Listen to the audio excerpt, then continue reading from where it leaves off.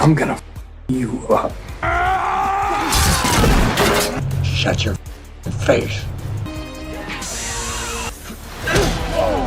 Every bully thinks they're untouchable until they pick on someone who's been holding back. Whether it's a quiet kid with hidden powers, a retired badass, or someone who just snapped after years of taking it. These are the moments when bullies learnt the hardest lesson of their lives. Some people fight back, and when they do, it's legendary. Come on, Chrissy. Knock it off. Sit down. Let me go. Hey, leave her alone, man. Or what? Tough guy? Clark Kent is working at a roadside diner, trying to keep a low profile and live a normal life. A trucker comes in and starts harassing one of the waitresses, being loud, crude and aggressive. When Clark politely asks him to stop, the trucker humiliates him in front of everyone, pouring an entire beer over Clark's head while mocking him. I think I'll probably just leave when I'm good and ready.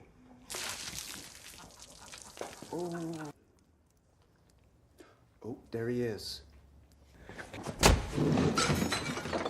Clark has to walk away because if he retaliates physically, he'd kill the man. He's literally Superman holding back every ounce of his power to avoid hurting people. I think I'll probably just leave when I'm good and ready.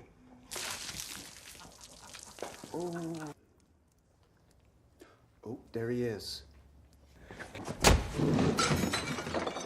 But later, after the trucker leaves, Clark spots the guy's massive commercial truck in the parking lot. The truck can take what the trucker couldn't. Clark proceeds to completely destroy this man's expensive rig. He impales it with wooden logs, crushes the cab, bends metal, and turns what was probably a $150,000 vehicle into useless scrap. The trucker comes out to find his livelihood absolutely demolished and has no idea who did it or how it's even physically possible. Clark got his revenge without ever laying a finger on anyone, and the bully learns that humiliating strangers can cost you everything. The beautiful irony is the weak guy who he poured beer on just casually destroyed several tons of metal with his bare hands, and the trucker will never know it was him.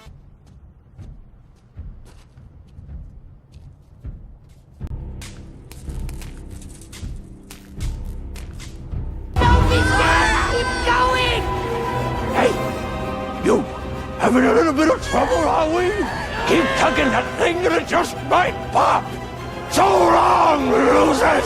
Pennywise has been terrorizing the children of Derry for decades in this prequel series, feeding on their fear and killing them one by one. Throughout the season, the entity seems unstoppable, appearing in different forms to traumatize and murder kids who have no one to protect them. In the season finale, when Pennywise believes he's won and the children are scattered and broken, Richie returns at the crucial moment.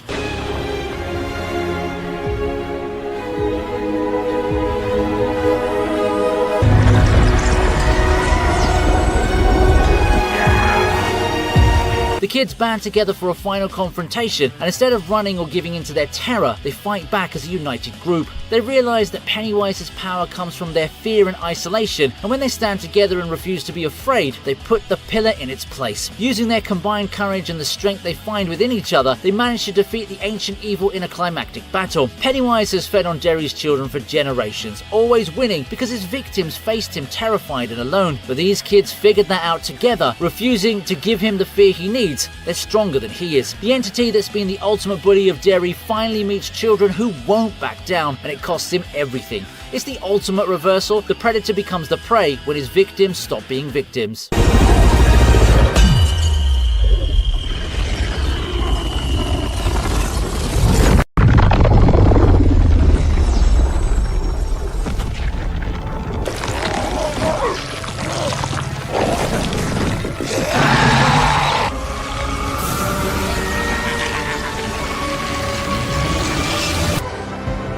I'm not afraid anymore.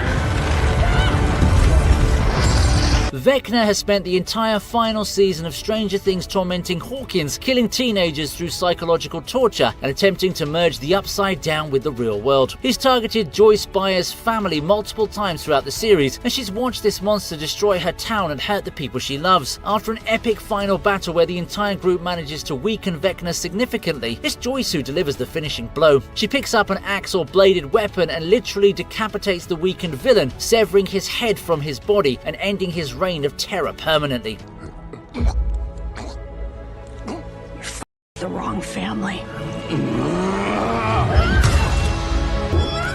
This is the same woman who fought a Demogorgon with a baseball bat and Christmas lights in Season 1, who traveled to Russia to rescue Hopper, who's faced out every supernatural threat to protect her children. Vecna believed he was reshaping reality and that no one could stop him, but he underestimated a mother who's been fighting monsters for years and has nothing left to lose. Joyce doesn't hesitate, doesn't give a big speech, just ends him. After everything Vecna put Hawkins through, after all the kids he killed and the trauma he caused, Joyce Byers makes sure he never hurts anyone again. You don't terrorize a town, threaten children, and expect the mom who survived every season of supernatural horror to just let you walk away. Wake up! Go away! I just want this to be over.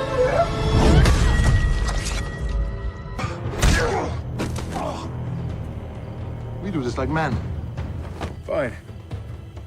Like men. Paulie is a massive enforcer who's been causing serious problems throughout Season 3, using his intimidating size and brute strength to hurt people and get his way. He's the kind of guy who's never lost a fight because he's simply bigger and meaner than anyone he faces, and he's built a reputation on physical dominance. When he finally confronts Jack Reacher in the season finale, he's confident this will go like every other fight in his life. He'll overpower his opponent through sheer size and violence. Paulie is huge, but Reacher is smart, and more importantly, Reacher is a former military police officer who's been trained in hand-to-hand combat and has been taking down dangerous people his entire adult life.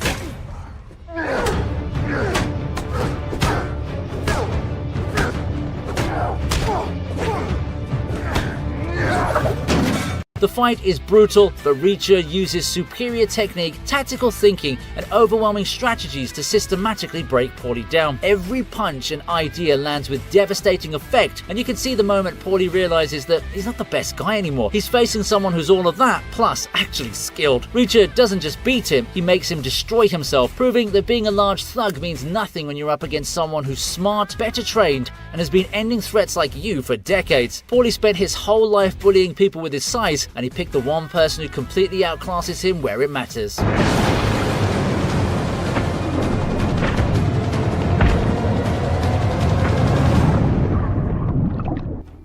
What's up?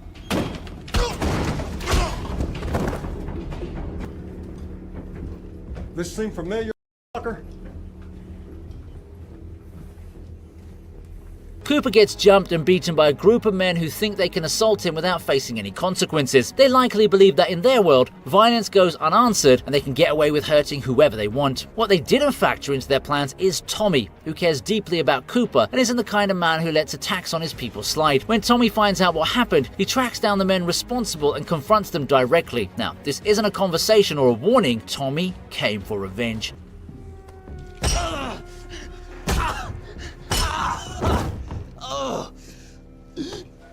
He proceeds to beat them down with focused aggression, making absolutely sure each of them understands the pain they inflicted and it feels multiplied. Tommy's not interested in a fair fight. He's interested in making a statement that attacking Cooper was the worst mistake that these men could have made. The beating is thorough and personal, and by the end, the attackers are broken and bleeding, fully aware that their actions had serious consequences that they never anticipated. These guys thought they could jump someone and walk away clean, but they learned that hurting the wrong person's friend brings a very specific kind of payback. You get on your phone and call your friends. You know, the ones that you called that put my son in the hospital.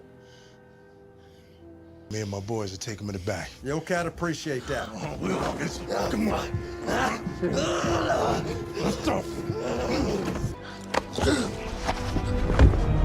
Check out this greedy little freak. Please, I need to get back to the...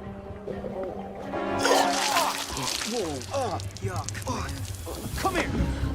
Eugene Ottinger is a sweet, nerdy student at Nevermore Academy who's obsessed with beekeeping and is an easy target for the school's bullies. A group of students have been tormenting him, likely thinking that because he's awkward and keeps to himself that they can pick on him without consequences. They didn't account for Wednesday Addams taking an interest in Eugene. When Wednesday witnesses the bullying, she doesn't ask them nicely to stop or report them to administration. She intervenes in the most Wednesday way possible. Howdy, pilgrims.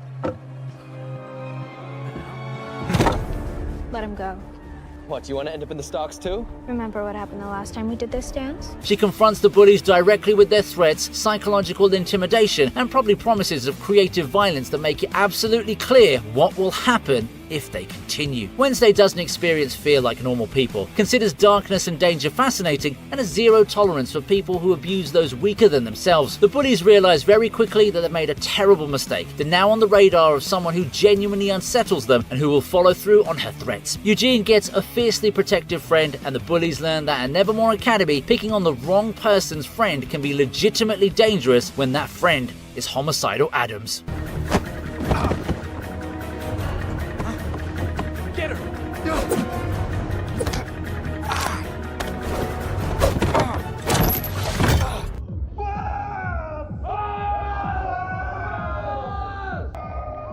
They say God doesn't close one door without opening another.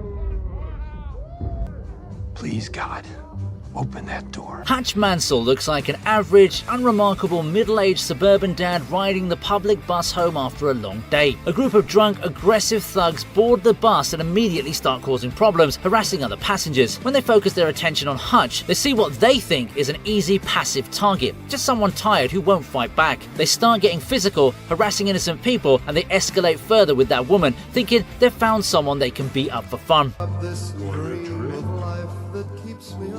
What do we have here? This girl's gonna get home safe tonight. I hope these assholes like hospital food. What these thugs don't know is that Hutch is a former government auditor, an assassin who's been suppressing his extremely violent skill set for years to live a normal family life. When they push things too far and threaten to hurt other passengers, something inside Hutch snaps and years of restraint evaporate. What follows is one of the most brutal and satisfying beatdowns in recent action cinema.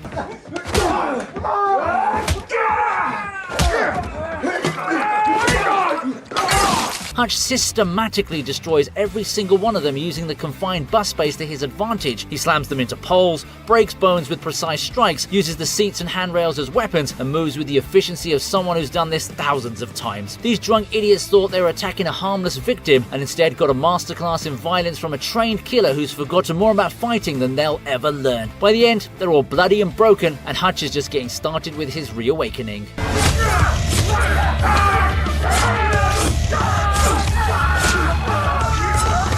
Hey guys, you know that billboard with that big on it? I guess Sam takes after her dad.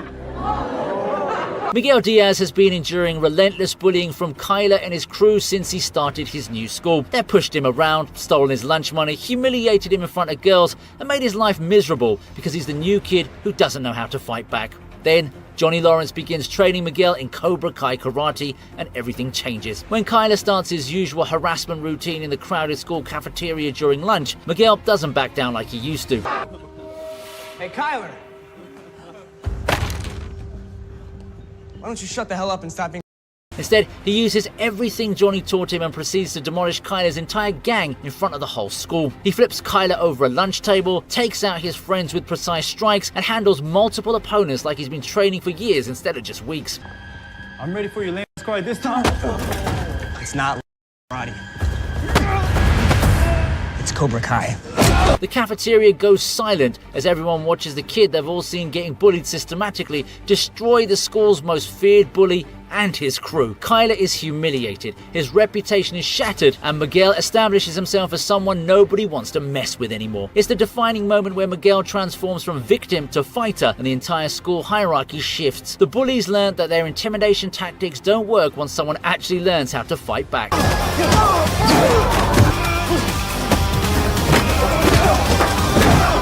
When to quit, do you, girl? I'm gonna teach your ass a lesson. That's what you Stop! Go! The f you looking at, old man? Huh? The hell these spooks up to? Walt Kowalski is a grumpy, prejudiced Korean War veteran who initially wants nothing to do with his neighbors. When he witnesses a local gang harassing innocent women on the street in broad daylight, something in Walt's sense of justice kicks in. The gang's your typical street thugs who think they can intimidate anyone in the neighborhood without consequences, using numbers and aggressive posturing to bully people into submission. They're harassing their victim verbally and physically, making her uncomfortable when Walt approaches. He doesn't try to reason with them or ask them to leave. He walks up carrying his rifle and makes it absolutely clear through his body language, tone, and complete lack of fear that the harassment stops immediately or people will die. Ever notice how you come across somebody once in a while that you shouldn't have with?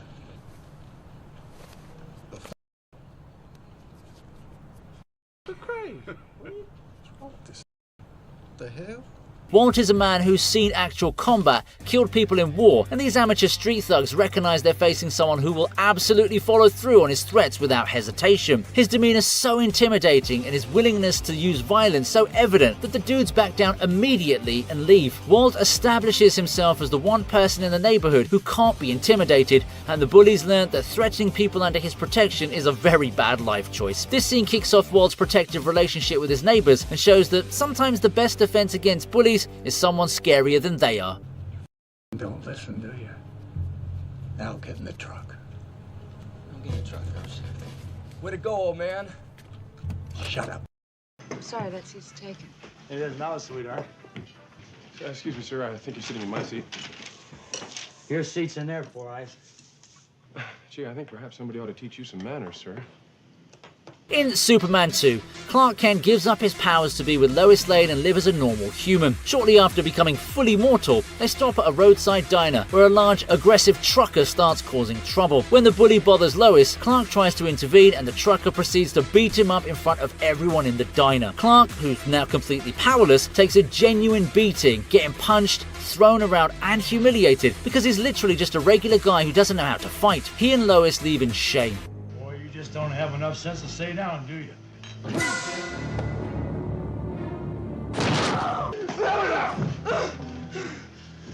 I don't like your meat anyway. Later, after Clark regains his powers and does his thing like always, he returns to the exact same diner. The same bully's there, being his usual aggressive self. Give me another plate of this garbage. Garbage? That's my #1 special. Gee, that's funny. I've never seen garbage eat garbage before.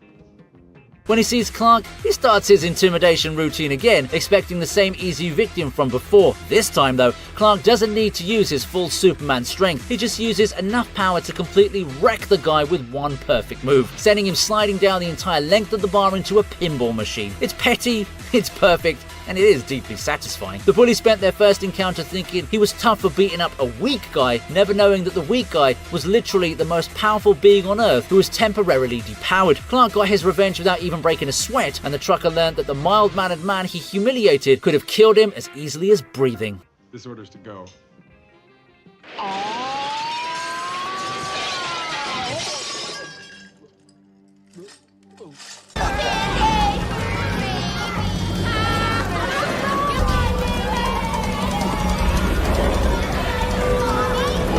11 is trying to start fresh in California, attending a normal school and attempting to fit in without using her powers. Angela, the most popular girl at school, has been making Elle's life absolutely miserable. I'm talking about mocking her clothes, her social awkwardness, her background, and generally making her the school's primary target for humiliation. Elle endures it because she wants to be normal and doesn't want to reveal what she can do. The bullying escalates when Angela puts together a cruel presentation at the roller rink that mocks Elle in front of everyone, complete with mean jokes and public humiliation. Wipe out! Didn't you see the sign, dummy? No food or drinks on the rink. Something in Elle snaps here. She picks up a roller skate and smashes Angela directly in the face with it, breaking her nose in a spray of blood while everyone watches in shock. Angela collapses, screaming and bleeding, and suddenly the entire school realizes the quiet, weird girl they've been tormenting isn't someone to mess with. Elle loses control in that moment, letting her anger override her desire to fit in, and Angela pays the price. The scene is shocking because it's so violent, and because we've watched Elle try so hard to be normal despite the relentless cruelty. Angela learned the absolute hardest way that bullying someone with telekinetic powers, even if you don't know they have them, is a catastrophically bad idea. Sometimes the quiet kid is quiet because they're holding back something dangerous. Angela! Angela, you okay? Angela, hey. Oh, you okay? What is she? Oh my God. Oh my God, what are we doing?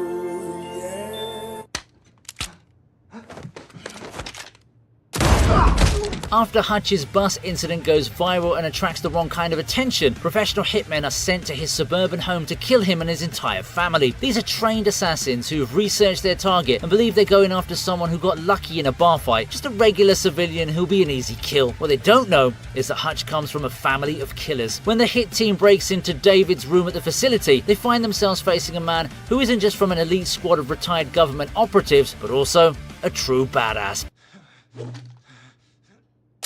David, despite being elderly, uses his weapons, taking out armed professional killers with brutal efficiency and decades of experience. He uses weapons, no combat, and tactical positioning to eliminate threats, proving that age is irrelevant when you have a lifetime of training in killing people. The hitman came expecting an easy suburban family and instead walked into a trap occupied by a retired assassin who's been living a quiet life. David helps turn what should have been a massacre into a killing field for the attackers. The professional killers thought they were bullying and eliminating a civilian, but they made the fatal mistake of attacking a man who used to do this for a living and is very good at it. Wrong house, wrong family, catastrophically wrong choice. Come on, Davey. Please turn that shit down.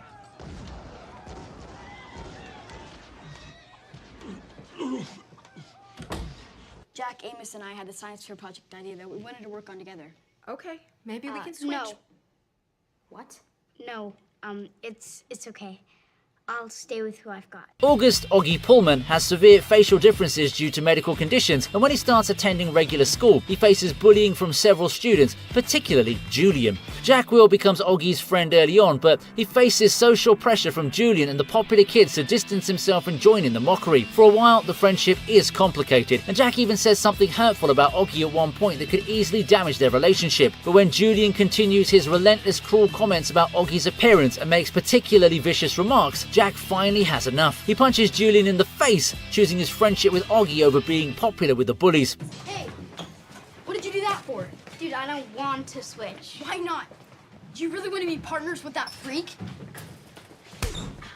It's not a dramatic extended fight, just one solid punch that makes a clear statement about where Jack stands. As a result, Jack faces social consequences and gets in trouble with the school, but he doesn't regret it because standing up for his real friend matters more than fitting in with cruel people. Julian learns that his bullying has actual consequences, and Jack proves that true friendship means being willing to fight for people even when it costs you something socially. Sometimes one punch is all it takes to show a bully that someone is willing to stand up and fight back and that their cruelty won't go unanswered. Why I did what I did. It might get Julian in trouble too, and that's not fair. Sincerely, Jack Will. Get off! Get off me! Let him go!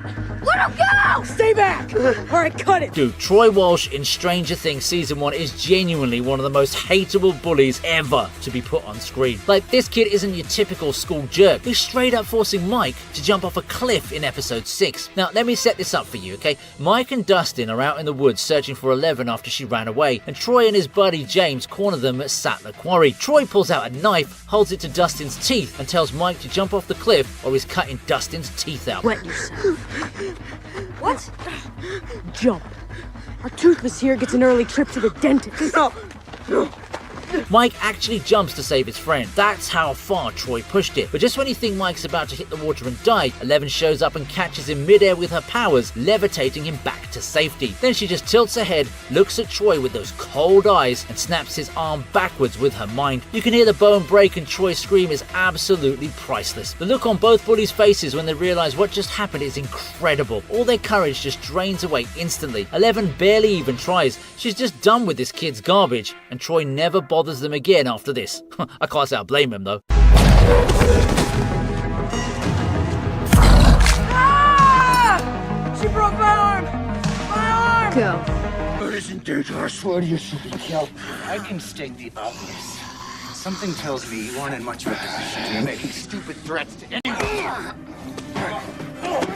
The 2003 Hulk movie gets a lot of hate, but the scene where Major Talbot pushes Bruce Banner too far is genuinely intense. So Glenn Talbot is this military contractor who wants to weaponize Bruce's research and turn the Hulk into a profitable weapon. He's been harassing Bruce throughout the film, being aggressive and threatening. When Talbot confronts Bruce trying to extract samples from him, Bruce literally warns him multiple times to back off, that he's making him angry. Talbot, yeah? You're making me angry. Oh, am I?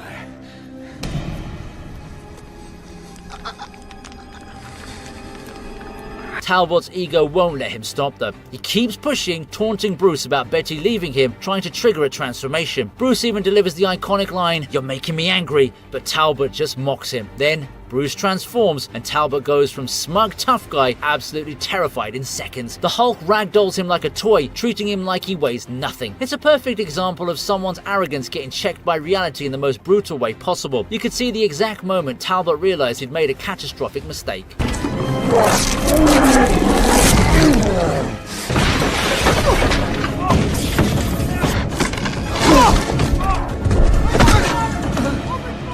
I may, a toast to our host.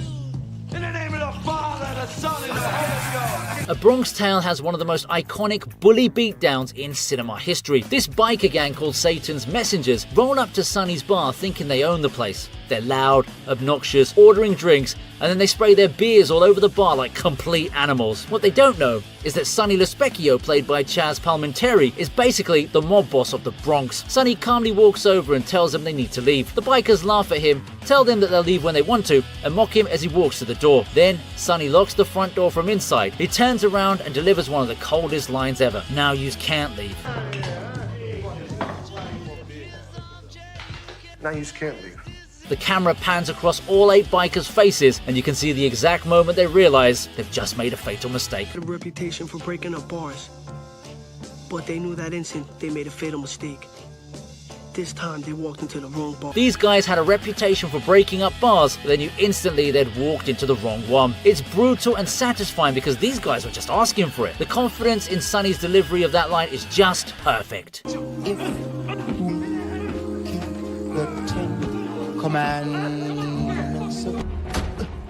Hey, short stack. You ready? Sean, you're up. Who you want? I want a short stack, coach. Short stack. All right. Superman and Lois Season 1 Episode 3 has this great moment where Jordan Kent, Superman's son, who's developing powers, joins the football team and teaches bullies a lesson. Sean and his crew have been tormenting Jordan constantly, and Jordan's sick of it. Every time I see you, you're flirting with my girlfriend. Look, I don't know what you're talking about. During football practice, Sean challenges Jordan, probably expecting to embarrass him again, but Jordan's got that Kryptonian strength now. Jordan absolutely levels Sean, knocking him flat on his back in front of everyone.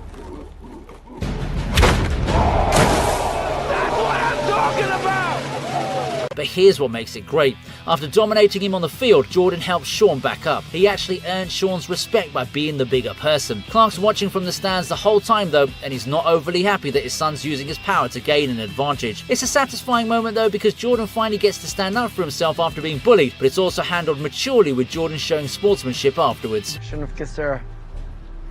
It wasn't cool. Apologize.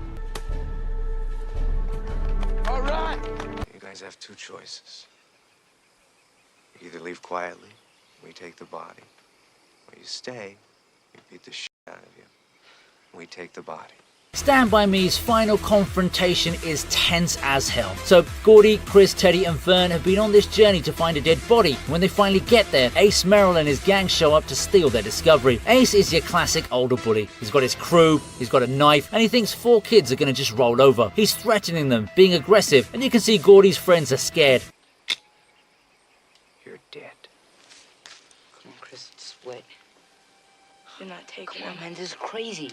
You're not taking him. He's got a knife, man. Then, Gordy pulls out a gun he stole from his dad's drawer and points it right at Ace. The whole dynamic shifts instantly. Gordy's hand is shaking, but his voice is steady when he tells Ace to back off. Ace tries to call his bluff, saying Gordy won't shoot, but Gordy fires a warning shot into the air. Then he points the gun right back at Ace, and you can see in Gordy's eyes that he's absolutely prepared to pull that trigger. Ace finally backs down because he realizes this kid is dead serious. It's not a physical beatdown, but it's incredibly satisfying watching this young kid stand up to a legitimately dangerous bully. The fear in Ace's eyes when he realizes Gordy means business is everything. You're not taking him. Nobody's taking him. You ain't got the sack to shoot a woodchuck. Don't move, Ace. I'll kill you, I swear to God. Back, dude. It's for my grandma. Oh, it's for your grandma? Oh, I'm sorry, man. Hey, you want it? Hey, you can take all that shit. Take that. Yeah. This is the perfect scene that kicked off the whole Cobra Kai series in episode 1, and it's absolutely perfect. Miguel is this scrawny kid getting beaten up by Kyler and his crew outside the store. They're just wailing on him and nobody's even helping. Then Johnny Lawrence, the original bully from the Karate Kid, who's now a washed up alcoholic, comes out and sees what's happening. At first you think he might just walk away, but something in Johnny snaps. He walks over and dismantles all of these bullies. Who's this dude? Just leave the dork alone. See this guy? Eating his dinner at the mini mart like a bum? Get the hell out of here, loser.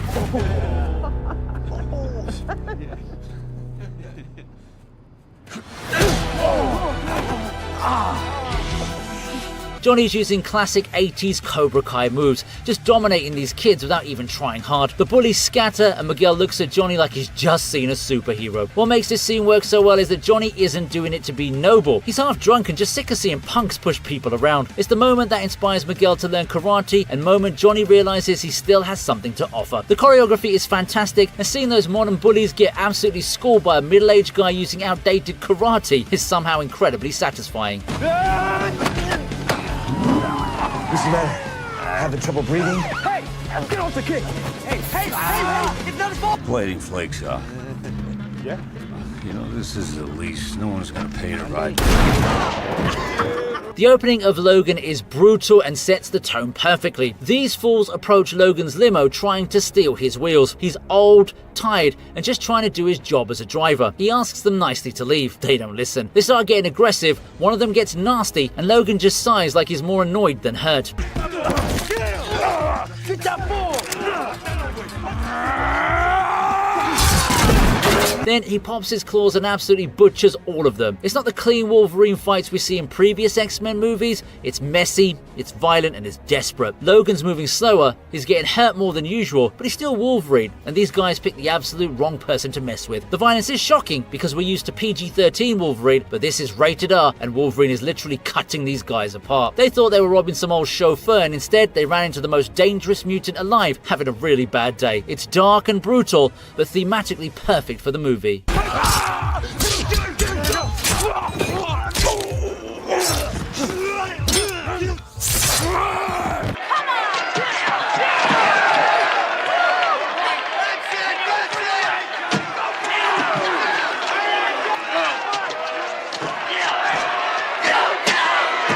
The climax of The Karate Kid is iconic for a reason. Daniel's been tormented by Johnny and the Cobra Kai crew for the entire movie. Johnny's injured Daniel during the tournament and he can barely stand. Everyone thinks he's done. Mr. Miyagi asks if he can continue and Daniel says yes. So you okay? Can you go on? Get him a body bag! Yeah! Finish him!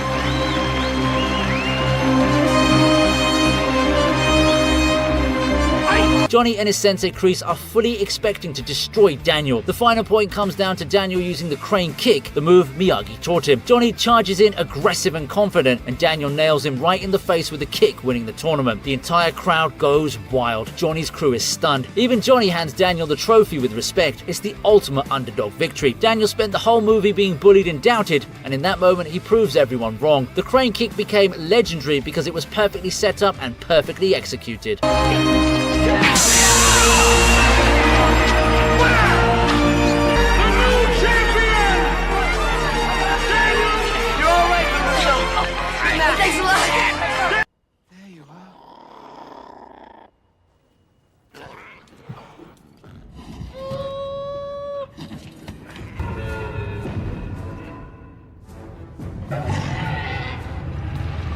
The Lost World Jurassic Park has this dark but satisfying moment with Peter Ludlow. He's the corporate villain who's been treating these dinosaurs like products to exploit. When the baby T-Rex gets injured, Ludlow shows zero empathy. He just sees dollar signs. Later, when everything goes wrong, Ludlow gets cornered by the adult T-Rex and the baby. And yes, he is trapped.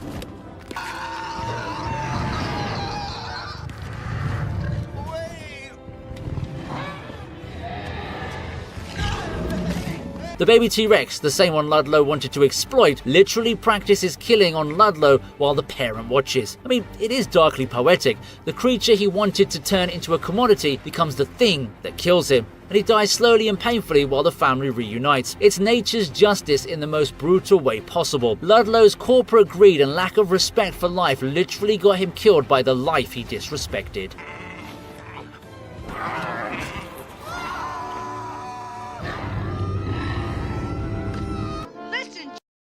When I tell you to come, you better come.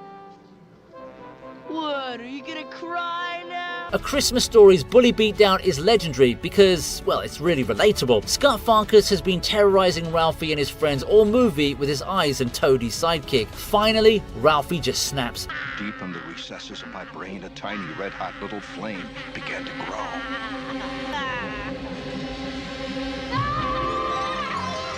After Farkas makes him drop everything, Ralphie tackles him and starts wailing on him, throwing punches while crying and screaming. All the pent-up frustration just comes pouring out. Scut Farkas, this seemingly tough bully, is reduced to crying and it feels good. Ralphie's friends are shocked because Quiet Ralphie just lost it completely. It's cathartic because every kid who's been bullied has fantasized about this exact moment, just completely losing it on their tormentor. The fact that it's presented somewhat comically but also seriously makes it perfect.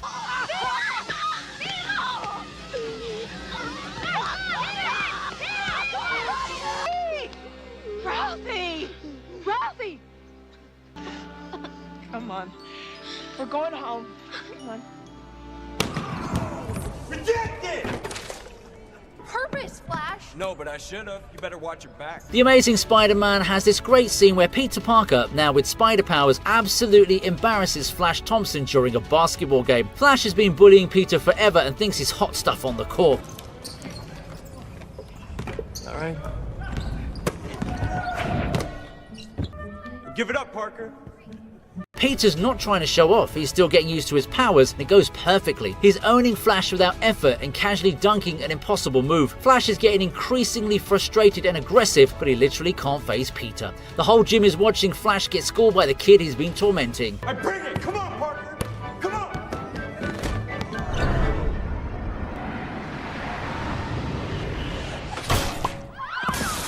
I'll feast on your flesh as I feed on your fear. Or you'll just leave us be. It finale from 2017 is the ultimate bullies picking the wrong kids moment. Pennywise has been terrorizing the Losers Club all summer, feeding on their fears and killing their friends. In the final confrontation in Pennywise's lair, the clown is at full power and terrifying, but then something shifts. The kids realize that Pennywise's power comes from their fear. They start fighting back, calling Pennywise a fake, nothing but a cheap trick. We're gonna have to kill this fucking clown. Welcome to the Losers Club! That's why you didn't kill Beverly. Because she wasn't afraid. And we aren't either. As they lose their fear, Pennywise actually gets weaker and smaller. The kids literally beat him down as a group, with each of them getting hits in. Pennywise goes from this terrifying cosmic horror to a pathetic creature almost begging them to let him live. It's incredibly satisfying because the kids spent the entire movie being terrorized not just by Pennywise but by adult bullies, parent abuse, and their own trauma. Watching them collectively realize they have the power and beat down this evil entity together is the perfect payoff. Fear itself got conquered by friendship and courage. Now you're the one who's afraid. Because you're gonna starve. Fear. Hope you liked the video. Please subscribe to the TV Region, and here's another video that I know you're going to enjoy.